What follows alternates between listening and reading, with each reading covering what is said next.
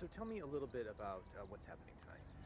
Well, tonight, this is a last minute kind of thing. We weren't sure exactly how we were going to celebrate Natalie's birthday today. She would be 23 today.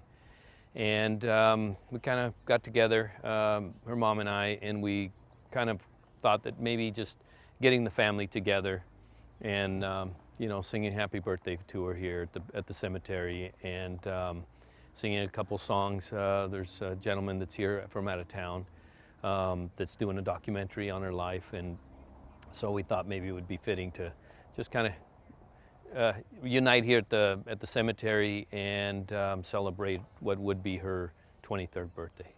You miss her. I mean, we miss her every day, of course, but in those special times, birthdays, those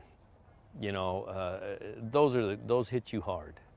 Yeah, those hit you hard because you would be celebrating her birthday today. We would be out probably somewhere having dinner or, celebrating with family somewhere. And so, yeah, it kind of hits you especially hard in those, especially the firsts, all the firsts. And this is her first birthday after her death. And so it's especially sad for us. Have you been trying not to think about it? No, because I think it's impossible. Yeah, it's impossible. There's not a day that doesn't go by that you don't think of her. She was a big part of our family, as you know that. And she not only was big in stature, but she was just big. She had a big heart, and she was always the one that used to push us to organize things. She'd, okay, what are we doing for Easter? What do we got planned? And she would always be a big part of it. And so I think that with Natalie, I mean, she was such an important part of our family that we miss her. We miss her every day. What does it mean to you and your family to kind of see how she's become such a big part of kind of the culture of the area? We've been very fortunate. We've been blessed. I've said it before. Natalie touched a lot of hearts. She was only 22 years old, but I think everywhere she worked, every person that knew Natalie just they'd fall in love with Natalie because she was just a kind-hearted person. She had a big heart. It didn't surprise me that she went into law enforcement, of course, because I think she was born to do that. She just had it in the blood. She wanted to serve. I think she had all the right reasons and the right purposes for going into law enforcement. And I think just her death just touched a nerve with society, with our community and the communities around us. That if it can happen to her, it can happen to any other officer out there serving. And Natalie was just because maybe of her beauty on the outside, but she was more beautiful on the inside, and that's what I think people, I think people knew that met her and knew her. They knew that, and I think that's why people, we get. Anytime we do something, we get hundreds of people that show up and that show their support for us. This is a special place. I mean, now we have several relatives here. This is a resting place for our immediate family, and it's a peaceful place. We're in a small community.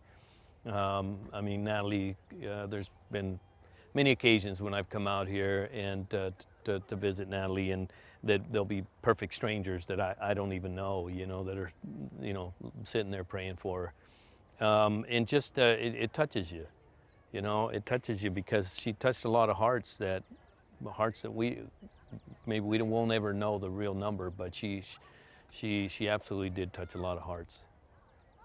We love to keep Natalie's memory alive.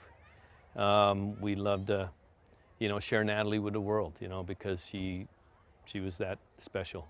I had a conversation with them about something, and it just kind of all of a sudden just hits you, and those emotions, just come back, and it just seems like to us, it just seems like just yesterday, even though it's been, almost 6 months or whatever, but It just, it never, the pain just is always there. You know how that is. No one prepared me for the happy times. I mean, and it's those times where you're like, I just wish I could tell them, or Yeah, if I could just one more time, you know, if I could just do it one more time. Yeah.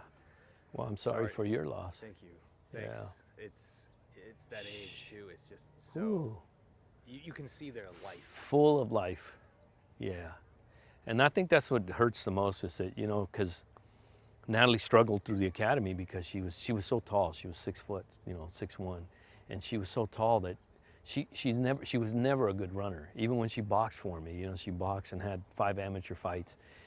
I mean, every time I'd tell her to go run, you know, she just was like Big Bird, you know. She just had that big lanky step, you know, and so, you know, when she went to the academy, she just struggled, you know, with the running and stuff. And she just gutted it out, and she had real bad shin splints. She had her shin bones had fractured. That's why it put her off 6 months. She was supposed to start 6 months earlier, but she actually had fractures in her tibia. Her shin splints got so bad that they were actually, so she struggled. But when she reached that end, you know, when she graduated, it was just like she had accomplished. You know, I mean, she was on top of the world, you know, because she got there. Yeah, and so about 2 weeks before she passed away, she came to my wife and said, you know, if I die tomorrow, I just want you to know I'll die happy. And Lupe, my wife, was like, Natalie, stop saying that, you know. And she said, no, Mom, I'm telling you. She says, I wasn't there. This is what Lupe told me. And my wife, she said, if I die tomorrow, know that I'll die happy because I've accomplished everything I've set out to accomplish. So I think she had something, a premonition or something that, you know, maybe her time was going to be short, and she wanted us to know that she was, you know, how happy that she was. Yeah. So incredible.